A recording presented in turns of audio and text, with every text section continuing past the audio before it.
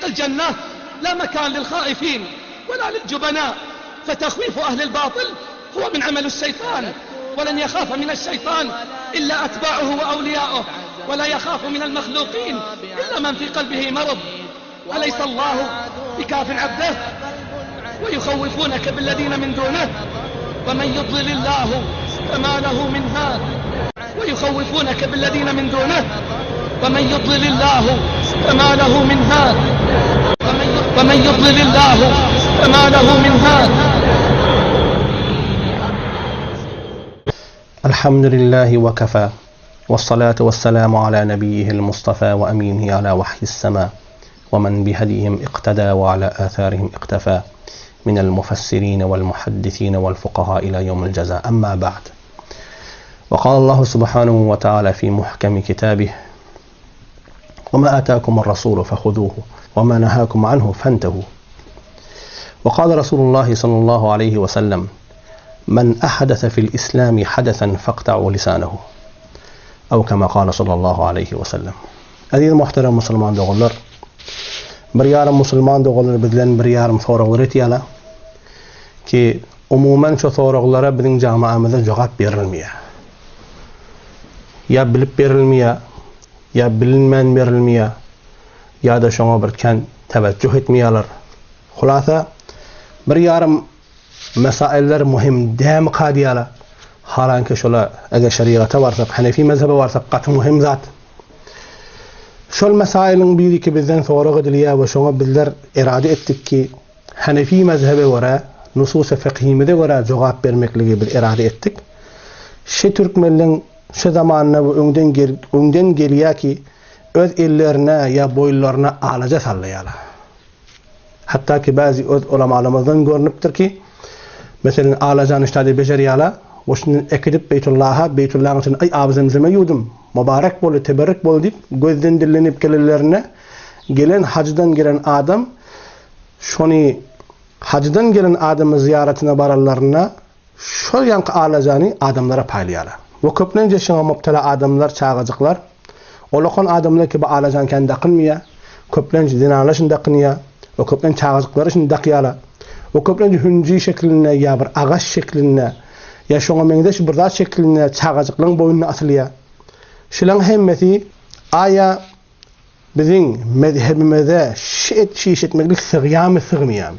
Şunda kınyan adamla iki form. Bir yarım adamla etiqatları var ki şin hakimin elime daqiyan şimeni gözden dillen saklaya. Şu öz aytiya öz dilvelen ki şadat meni gözden dillen saklaya şonnon çiğme şunda qınyar.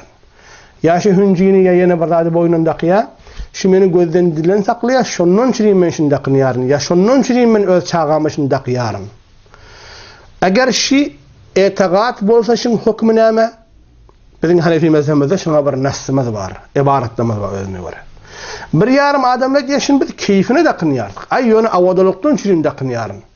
Çün ol bir porum şekilde şun dokilya da erzı 1 santı var, erzı 1/2 santı var, bir nakçagat bariket de kınıyara. Kez 2 sant var, o ini oluya, kez o dükmelce oluya. Hulasa porum nakçı negar edip mini, ile de kınıyara. Hem kâsek bizim onun keyfine de kınıyar diye. Aya keyfine de kınmak da bizim Hanefi mezhebimizde şuna icazet var mı ya yok mu? İnne bunu evrakta nasip olsa ibaret-i fıkhi okuyor. Eğer icazet var olsa icazetini isterseniz, eğer icazet yok olsa icazet yokluğunu isterseniz. İnne bir adam geliyor bir nakda kınıya, meni gözden dillen saklaya deyip de kınıya. Şiireğinin etiqat var ki her kim görse evunca gözü şuna düşüyor. Ve eğer bana göz verecek olsa şu bana göz vermeni göz nema şınnak bağış veya şun mesela su'ul ayn ya bir teleke gözü şu insanın defu olsun şiniyet bilen daqniya ve etiqadı da bar şuna ki meni şu gözden dilen saklaya şu adamı hakkında ki şicre bir etiqadı var şınakin hakkında şun hakkında ulamalar ne deyiptir. Bahr-ı Rayiq diyen kitabımız ki İbn-i Nuceyme Hanefi takriben mutevafai 900 hicri takriben bundan 550 yıl önce geçen adam ki öz zamanında ulema şuna Ebu Hanife'ye Sani rivayet yapmıştıklar. Ne mi yapmıştıklar? Ebu Hanife'ye Sani rivayet yapmıştıklar. İkinci Ebu Hanife şicre bir mahir adam ki şu adı bir mesele giretsek hükme şon kitabına müracaat yak. Bir yarım mücelledatı yazdı cildi çap bolupdur. Bir yarım 9 cildi çap bolupdur. Bir yarım 8 cildi çap bolupdur. Hulasa tabeleri gunagun yana ola kon bir dirsek şunyalı kitap boluyor. Ki Hanefi mezhepte Kanzut Daqaiq diyen bizim bir kitabımız var, bizim hücrelerimizde okuduluyor. Şona yazılan şerhşi. Şon kitabın içinde geliyor. İbn Nuceym Hanefi, Ebu Hanife Sani aytiyar ki ثم الرتيمة قد تشبه بالتميمة على بعض الناس وهو خيط كان يربط في العنق أو في اليد في الجاهلية لدفع المضرة عن أنفسهم وذكر في حدود الأيمان أنه كفر. إكذا أتبار Arabi dille bir retime diye retime deyip ol bir naha deyiliyor ki kadim zamanına bağmıştık. Öyle ayalı olan uşak bir zat deyip falan da getir. Şunu öz eline bir nakçağız barmağına bir nakçağızdan getir ki bir muğa bağları gitsem şiddet alacaklarım yadımdan çıkmasın. Şun adına retime diye. Bunun ziyanı yok. Adamlar hafızı zayıf oluptur. Eğer şu iş etse ya eline bir hat çek diye ya birazcık yazıp gitiye eline. Hommun şeriat yüzünden bir ziyanı yok. Haman tori ki retimen o fukaha-i kiram kitaplarda icade verdiler. Ama sarahaten geliyor.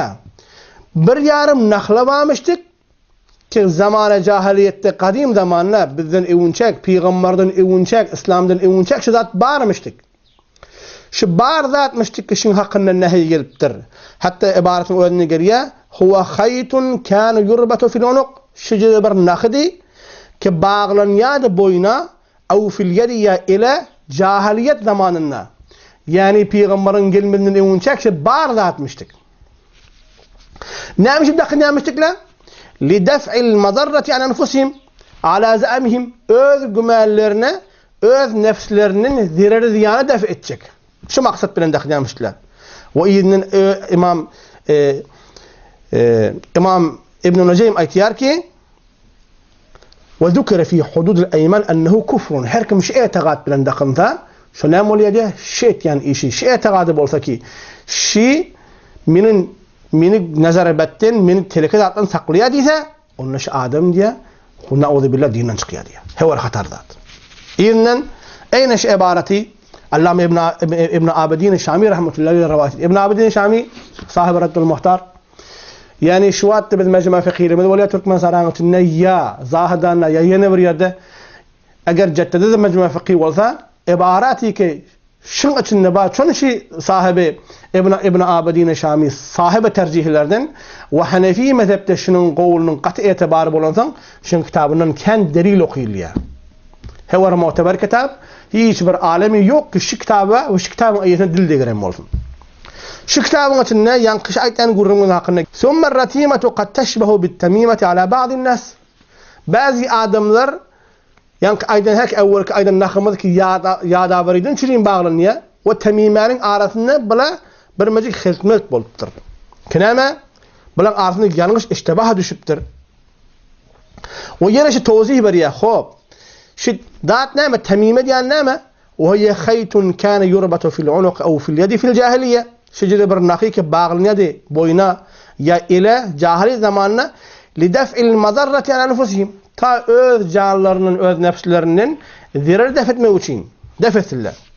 وهو منهي عنه Allah müşabine kişi bardadi ki şundan nehyediliptir diye. Yani şu zat odal bağmıştık ve şundan neme Peygamber sallallahu aleyhi ve sellem nehyediptir. وذكر في حدود الأيمان أنه كفر. ينا قتريا كي حدود الأيمان بر جزء بر بابي از كتاب هاي فقيدة قلبتر كي شجر اعتقاد بالمقلق نعم ديبتر إنسان دينان شخاريا ديبتر. خب إني هنجو وليا دقنيا كاث أدرلو هنجو دقنا يادا هنجو دقنيا يا شون قبطلنا ينا بردنا أغشق وليا قديم ترك من أغشق أثقويالا قلنا آلاجي اتيالا شون حقنا نعمل ديا وفي الشلبي عن ابن الأثير التمائم جمع تميمة تمائم يعني تميمان جمعي خب شون نعمل ذات وهي خرزات كانت العرب تعلقها على أولادهم كعرب جاهلي بيغمردن اونچاك öz oğlan uşaqlarına asardılar bir yarım mohradi en yank ağaç yanak bir mohradi hünci yanak bir mohradi yattaquna biha al-ayn şommeden öz oğlan uşağını gözle görmekten hifazet ederdiler diye.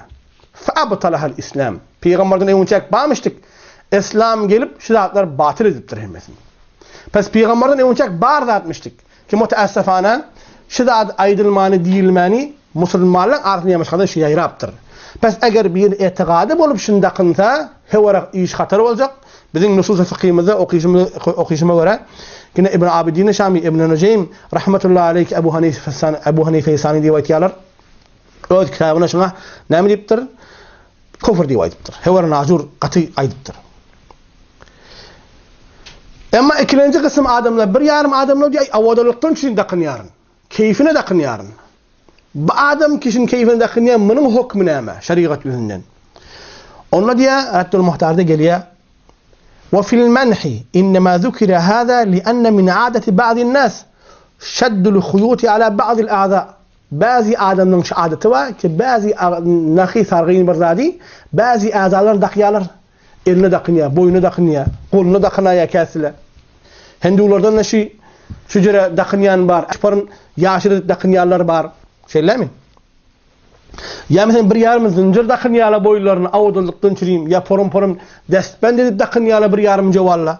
Keyfine daqınyan, avuduluktan çürüyüm daqınyan nivaytiye. Şuna acire veliye. Min adeti ba'din nas şeddül khuyuti ala ba'dil aza. Ki bazı adamların adetinden ki bir yarım nakları bazı aza bağlayalar. Ve kadet selasil. Bir yarım zincirler de bağlayar bir yarım adamla.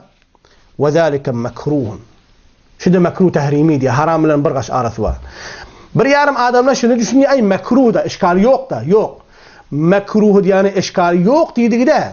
Bizim hedayamızdaki bizim Türkmen saramızda okuyuluyor. Celde çağrımından ki muteessefane bizim Türkmen saramızda okudulmuyor. Şu hedayanın 4. Allah Merginan'ın yazıptır. Şunun 4. cildinde Kitab-ül Kerahiyeti İmam Muhammed rahmetullahi aleyh aytiyar. Kullu mekruhin fehuve haramun. Her bir mekruh haram diye. Sahibeyn İmam Ebu Hanife rahmetullahi aleyh ve İmam Ebu Yusuf rahmetullahi aleyh der ki huve akrabu ilal haram. Yani mekruh dediği beter bir yakin haram eden dediği diye. Yani haram edenken parhi yok. Haram bitade olsa on haram eden bir zırat arası var dediği oluyor. O hamar ahi şicre bir mekruh harama yakin olup durandat. Ve bu İmam Muhammed rahmetullahi aleyh aytiyar kişi haram deyip du şidad etmeklik bir nami mocaz bolmalı der. Leza var ahi hüküm şey ki bir adamı eğer zincir boyuna daqınyan olsa, keyfine avadalık için ya nakı daqınyan olsa, ya yine bir alaca daqınyan olsa, avadalık için daqınyan neyvaysa, şuna bir abes bir bihude iş ediptir. Ulema fuqaha-i kiram şuna ne deyiptir? Şuna mekruh deyiptir. Yani haram deyiptir. Mekruh yani neme? Haram deyildi adil Müslüman doğrular. Şun etmelli pattığı mekruh yani. Mekruh yani etmelli deyip pattığı. Alaca daqınmaklığın hakkında bizim fuqaha-i kiramımızdan ibaratımız var, nesimiz var. Bir vakti ki bir zadın doğru değerliginin hakkında ulema-i kiram tesrih ediptir ve şuruna sarahatin ibaratımız var. Gelip şu ibarat ep verip de öz aklımıza göre başka bir hadisin usulünü denemekliğimiz doğru değil. Bunun bizim usulü fıkhımız da icade vermiyor.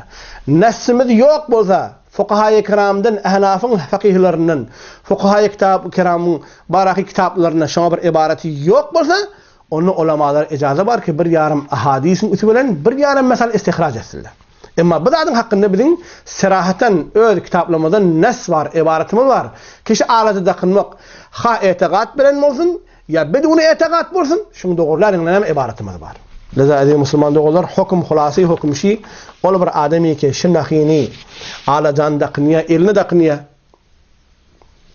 ya boyuna daqniya ya tağıtlarına boyuna daqniya eğer şi etiqat sunna bağısa kişi meni namdan saklaya gözden saklaya ya men çağamı gözden saklaya deyip daqınsa şi qatı bir yanlış fuqaha-i kiram diye şu adam şicr etiqadı na'udhu billah dinden çıkıyor diye zikre fi hududil ayman ennehu kufrun nibtir İbn Nucaym Hanifi de rivayet ediyor şunu öz kitabında ve İbn Abidin Şami de şunu öz kitabında şicr rivayet ediyor. Leza Müslüman doğan dinan olsun merdan olsun şundan qati perhiz etmeklik gerekli. Şu etiqad bolmalı. Keyfine daqınyan adamlar da hakkında da okuduk ki şu bir haram mekruh tehrimi Müslüman doğanlar zincir ya şuna mendeş bir zat yannak şu zatlar var ahi terk etmeni onun da boyuna vacip. Tara Müslüman doğullar. Inni göz degmek diyen zat bir bar zat.